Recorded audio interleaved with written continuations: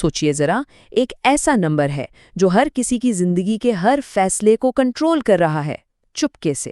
آج ہم اسی کریڈٹ سکور کے پیچھے چھپی اصلیت سے پردہ اٹھائیں گے۔ یہ کوئی عام نمبر نہیں ہے، یہ ایک ایسا نمبر ہے جو ہر جگہ ہر کسی کا پیچھا کرتا ہے، اور تقریباً ہر چیز کا فیصلہ بھی یہی کرتا ہے۔ یہ ایک خاموش جج کی طرح ہے جو کسی کی مالی زندگی کے ہر پہلو کو بس دیکھتا ہے اور پرکھتا رہتا ہے۔ اور اس کا کنٹرول کتنا وسیع ہے، یہ صرف قرضوں تک کی بات نہیں ہے۔ یہی نمبر فیصلہ کرتا ہے کہ کوئی کون سا گھر خرید سکتا ہے، کون سی گاڑی چلا سکتا ہے، اور تو اور یہاں تک کہ کون سی نوکری حاصل کر سکتا ہے۔ مطلب زندگی کے بڑے بڑے فیصلے اس ایک نمبر کے رحم و کرم پر ہیں۔ اچھا، اب جو بات سب سے زیادہ حیران کرنے والی ہے وہ یہ ہے کہ یہ طاقتور نظام کوئی صدیوں پرانی مالیاتی حکمت نہیں ہے۔ نہیں، یہ ایک حیران انگیز طور پر جدید ایجاد ہے۔ تو کیا یہ فائنانس کا کوئی قدیم ستون ہے؟ کیا یہ کوئی ایسا سسٹم ہے جو سینکڑوں سال پرانا ہو؟ عام طور پر تو یہی سمجھا جاتا ہے، لیکن حقیقت اس سے بہت مختلف ہے۔ 1989، جی ہاں 1989، بس اس سال کو ذہن میں رکھیں۔ یہ وہ سال ہے جب فیکو، یعنی وہ کمپنی جس نے یہ ماڈل بنایا، اس نے اپنے سکور کو باضابطہ طور پر متعارف کرایا تھا۔ یہ سسٹم ان بہت سے لوگوں سے بھی جوان ہے جن کی مالی زندگی کا یہ فیصلہ کرتا ہے۔ تو یہ کوئی قدیم روایت نہیں بلکہ ایک جدید تخلیق ہے۔ تو آئیے اب ان سرکاری اصولوں پر نظر ڈالتے ہیں اور دیکھتے ہیں کہ یہ سکور آخر بنتا کیسے ہے۔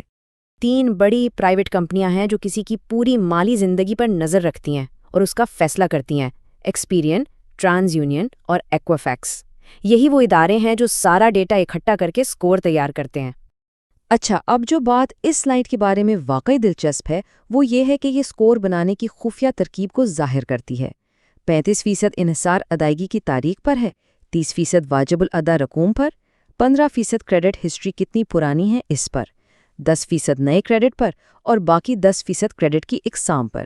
لیکن ان نمبروں میں ایک بہت بے آرام کر دینے والی حقیقت چھپی ہوئی ہے۔ یہ وہ جگہ ہے جہاں یہ سسٹم ایک جال کی طرح محسوس ہونے لگتا ہے، ایک ایسا جال جس سے نکلنا بہت مشکل ہے۔ تو اہم نقطہ یہ ہے، ایک اچھا کریڈٹ سکور حاصل کرنے کے لیے قرض میں ہونا ضروری ہے۔ جی بالکل صحیح سنا۔ یہ بات کتنی عجیب ہے نا؟ یہ سسٹم بچت کرنے والوں کو نہیں بلکہ قرض لینے والوں کو انعام دیتا ہے۔ اور یہ سلائیڈ اس کی بہترین مثال پیش کرتی ہے۔ ایک شخص جو محنت سے پیسے بچاتا ہے، ہر چیز نقد میں خریدتا ہے اور اس پر کوئی قرض نہیں، اس کا کریڈٹ سکور خراب ہوگا، جبکہ دوسرا شخص جو مسلسل قرض لیتا ہے اور اسے وقت پر ادا کرتا ہے، اس کا سکور بہترین ہوگا۔ یہ سسٹم دولت کو نہیں بلکہ قرض کے انتظام کو انعام دیتا ہے۔ اور یہ صرف قرضوں تک محدود نہیں ہے، اس سکور کی پہنچ بہت دور تک ہے۔ مکان کے مالک، نوکری دینے والے، انشورنس کمپنیاں اور یہاں تک کہ یوٹیلیٹی کمپنیاں بھی اسے چیک کرتی ہیں۔ یہ زندگی کے ہر کونے میں داخل ہو چکا ہے۔ لیکن یہاں سے کہانی بدلتی ہے۔ مایوس ہونے کی ضرورت نہیں ہے۔ اب جب کہ ہم اصولوں کو سمجھ چکے ہیں، آئیے دیکھتے ہیں کہ اس سسٹم کو اس کے اپنے ہی کھیل میں کیسے ہرایا جا سکتا ہے۔ یہاں 4 اہم حکمت عملی ہیں۔ 1، کریڈٹ استعمال کریں لیکن سود ادا نہ کریں۔ 2، پرانے اکاؤنٹس کھلے رکھیں۔ 3، استعمال کی شرح کم رکھیں۔ اور 4، درخواستیں حکمت عملی سے دیں۔ پہلی حکمت عملی، ہمیشہ پوری رقم ادا کریں۔ کریڈٹ کارڈز کو عام خریداریوں کے لیے استعمال کریں، لیکن سود سے بچنے کے لیے مقررہ تاریخ سے پہلے پوری رقم ادا کر دیں۔ اس طرح کریڈٹ ہسٹری بھی بنتی ہے اور سود بھی نہیں دینا پڑتا۔ یہ سسٹم کو استعمال کرنے کا بہترین طریقہ ہے۔ دوسری حکمت عملی، اپنے اکاؤنٹس کو پورا نہ ہونے دیں۔ پرانے کریڈٹ کارڈز کو کبھی بند نہ کریں۔ یاد ہے نا، کریڈٹ ہسٹری کی لمبائی سکور کا 15% ہے۔ جتنی لمبی تاریخ اتنا بہتر سکور۔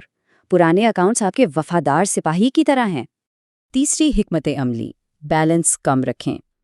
اپنی دستیاب کریڈٹ حد کا 30% سے کم استعمال کرنے کا ہدف رکھیں، اور 10% سے کم تو اور بھی بہتر ہے۔ اسے کریڈٹ یوٹیلائزیشن کہتے ہیں، اور یہ قرض دینے والوں کے لیے ایک بہت بڑا اشارہ ہے۔ اور چوتھی حکمت عملی، درخواستیں دیتے وقت صبر سے کام لیں۔ مختصر وقت میں بہت زیادہ درخواستیں دینے سے ایسا لگتا ہے کہ کریڈٹ کی شدید ضرورت ہے، اور اس سے سکور کم ہوتا ہے۔ درخواستوں کے درمیان مناسب وقفہ رکھ کر اس نظام کو دکھائیں کہ کنٹرول آپ کے ہاتھ میں ہے۔ تو آخر میں سب سے اہم بات ذہنیت کی تبدیلی ہے۔ اس پورے نظام کو ایک نئے زاویے سے دیکھنے کی ضرورت ہے۔ کریڈٹ سکور ایک کھیل ہے۔ یہ کسی کی قابلیت یا قدر کا پیمانہ نہیں ہے، یہ صرف ایک کھیل ہے۔ اسے کسی کی ذاتی قدریں ناپنے کے لیے نہیں بنایا گیا تھا، اسے صرف یہ ناپنے کے لیے ڈیزائن کیا گیا تھا کہ کوئی قرض دہندگان کے لیے کتنا منافع بخش ثابت ہو سکتا ہے۔ تو اب جب کہ اس کھیل کے سارے اصول معلوم ہو چکے ہیں، سوال یہ نہیں کہ اسے کیسے کھیلا جائے گا، بلکہ یہ ہے کہ اسے جیتا کیسے جائے گا۔